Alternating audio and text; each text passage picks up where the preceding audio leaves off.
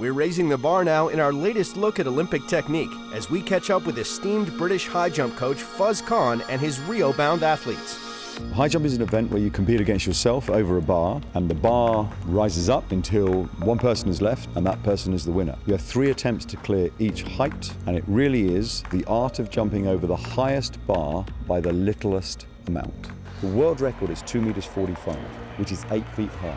It's Javier Sotomayor. It's taken 20 years for the world to catch up. Right now we have Murtaz Bashim, we have Bondarenko, who are pushing towards that. Now they all look like they're going to break the world record, but none of them have, which shows how extraordinary that world record of 2:45 is. Gunning for medals at Rio 2016 are Caan's top 2 jumpers. Fresh from a silver medal at the Indoor World Championships, joint British record holder and Olympic bronze medalist Robbie Grabarz.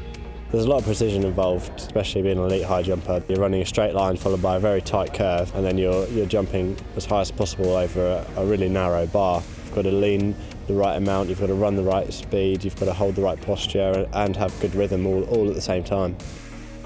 Grabarz's training partner is a high jump rising star, Italy's reigning outdoor national champion, Marco Fassinotti.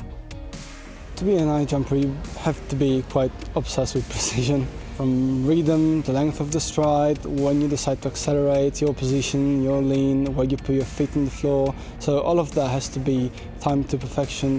We have a run-up of about 25 meters, so we need to create enormous amounts of energy and get that high point directly above that 3-centimeter bar.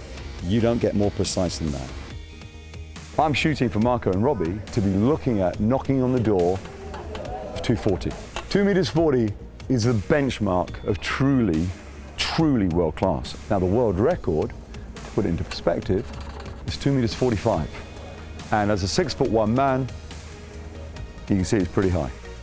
To succeed at the elite level, a high jumper's physical attributes must be refined to deal with a very specific set of demanding circumstances. We have 9.8 meters per second pulling down on us, gravity. And these guys are defying gravity for flight times of over a second. So the forces are 10 times their body weight going through the floor. It's not just the muscles that have huge forces, it's the tendons that have extraordinary forces. So we work a lot on elastic movement. It's incredibly fast and elastic. To improve your physicality in high jump, there's 3 ways really. It's weight training, bounding or plyometrics, and running.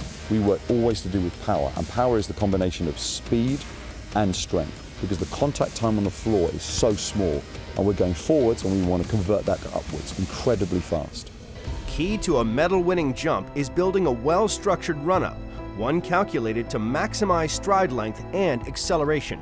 A typical training session for high jump is working on flow. It's working on smoothness, creating without thought that run-up. My current run-up is 12 steps long. Robbie has a run-up that has a 4, a 3 and a 5 stride. Marco has a 4 into a 3 into a 5. It's much easier to complete a 4, to complete a 3 and then work a 5. So it's chunking the run-up into small parts. And my first 4 steps are just to get me going, followed by 3 strides that I put the accelerator on a little, ready for 5 strides which are on the bend, which are the really vital ones, where my posture, my lean, my bend all have to be correct in order for me to jump. So in the beginning part of his runway, it's about upright. The second part of his runway, the middle, is about posture. And the third part of his runway, that 5 strides, is about attack and drive. The final stride of the run-up evolves into a push-off by the dominant leg, in turn instigating the all-important jump phase. The perfect jump, it's the easiest on your body. It's the jump with the most generation of energy in a straight line, counterbalancing that energy around the curve and then catching that energy on the way up. We run into the takeoff as fast as basically we can handle to take off as explosively and as quickly as possible. The shape over the bar, you want as much arch as possible, so your hips are the highest they can be from the floor, which gives you the biggest height. It's you against that bar. It's not you against anybody else, because nobody else can affect you. You've got to have an incredible positive mindset and an incredibly good body to be able to get over that bar at the highest level. So I work on a 4-year cycle building physicality, but then I'm putting in place the mental side towards those toughest competitions, which is the Olympic Games.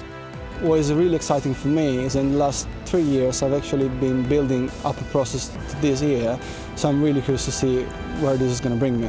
I just really want to be really competitive at at the Olympic Games in Rio. If I bring my A game, then there's no reason I shouldn't be battling for medals. We are quite competitive, me and Robbie, so I think everyone would like to come before the other. We'll see, it's a good challenge for both of us, I think.